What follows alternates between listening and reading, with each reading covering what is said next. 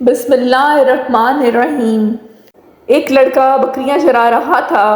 حضور نبی کریم صلی اللہ علیہ وآلہ وسلم حضرت ابو بکر صدیق رضی اللہ تعالیٰ عنہ کے ساتھ جنگل میں تشریف لے گئے۔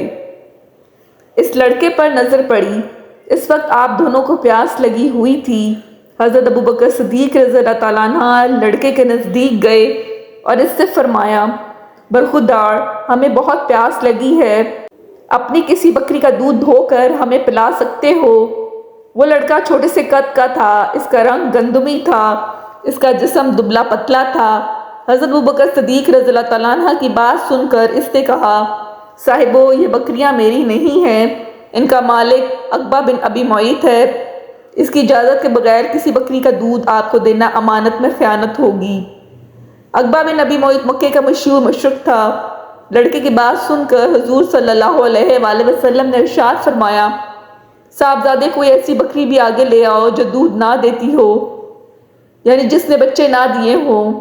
آپ صلی اللہ علیہ وسلم کی یہ بات سن کر اس لڑکے نے کہا، ایسی بکری ہے تو صحیح، لیکن آپ اس کا کیا کریں گے؟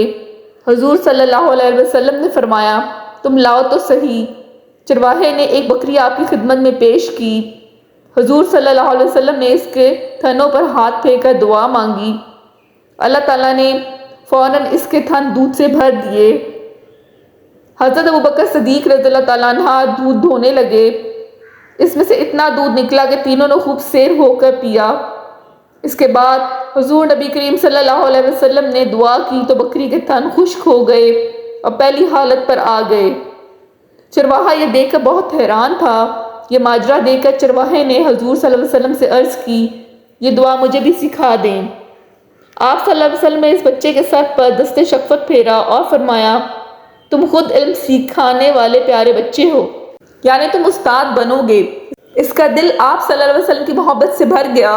پھر ایک دن وہ لڑکا آپ صلی اللہ علیہ وآلہ وسلم کی خدمت میں حاضر ہوا اور بولا، اے اللہ کے رسول صلی اللہ علیہ وآلہ وسلم، مجھے بھی اپنی جماعت میں شامل کر لیں۔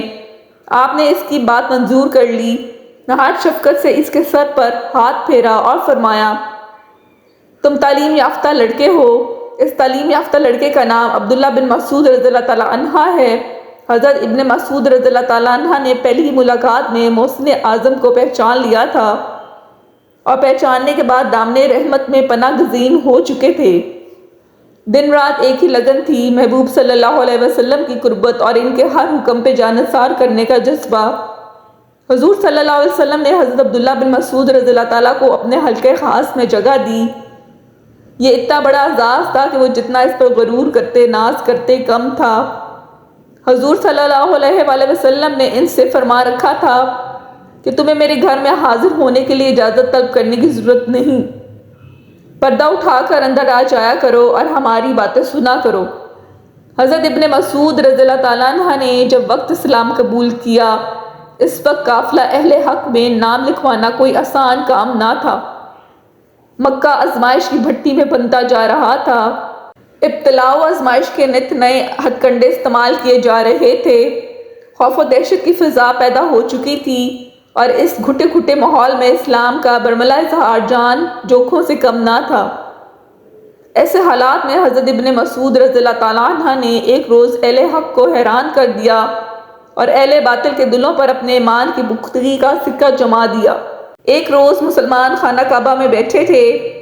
ایک طرف قریش مکہ کی محفل جمی تھی۔ ابو جہل پورے ٹھاٹ سے محفل کی صدارت کر رہا تھا۔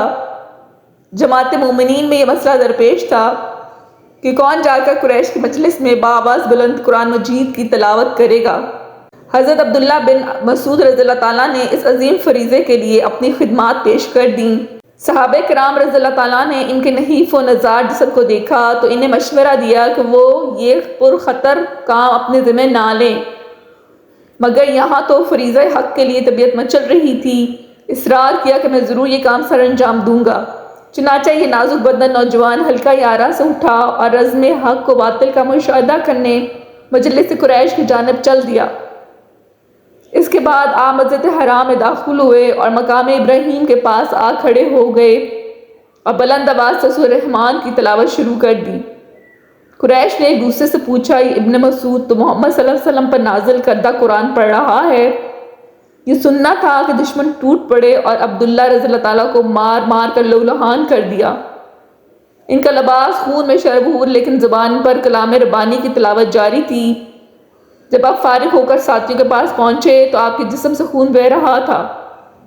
صحابہ نے آپ کی یہ حالت دیکھ کے فرمایا کہ ہمیں اس بات کا اندیشہ تھا۔ حضرت عبداللہ بن مسعود رضی اللہ تعالیٰ نے کہا کہ اللہ کی قسم، اب دشمنان خدا میری نظر میں کاک گھاس پھوس تنکے کی بھی حیثیت نہیں رکھتے۔ اگر آپ اجازت دیں تو میں پھر سے کل صبح ان کے سامنے جا کر وہی قرآن کریم کی تلاوت کر دوں۔ سب نے روک دیا اور عرض کیا کہ آپ نے حق ادا کر دیا اور قریش کو مقدس کلام سنا دیا جس کو وہ سننا نہیں چاہتے تھے۔ ابن مسعود رضی اللہ تعالیٰ نے درسگاہ نبوت سے ہی تعلیم حاصل کی۔ قرآن مجید کی تلاوت، شریعت اہلیہ، قرآن فہمی، صحابہ کرام رضی اللہ تعالیٰ عنہ کے درمیان آپ کو خاص مقام و مرتبہ حاصل تھا۔ وقوف عرفہ کے دوران ایک شخص حضرت عمر رضی اللہ تعالیٰ کی خدمت میں حاضر ہوا اور عرض کی کہ امیر المومنین، اس وقت میں کوفہ سے آ رہا ہوں۔ وہاں ایک شخص اپنے حافظے کی بنیاد پر قرآن مجید لکھوا رہا ہے۔ یہ بات سن کر حضرت عمر فاروق رضی اللہ تعالیٰ عنہ بہت غصے میں آ گئے کہ اتنے غصے میں آپ کو پہلے کبھی نہیں دیکھا گیا۔ آپ نے غضبناک ہو کر فرمایا، بتاؤ وہ کون ہے؟ اس شخص نے عرض کیا کہ وہ حضرت عبداللہ بن مسعود رضی اللہ تعالیٰ عنہ ہیں۔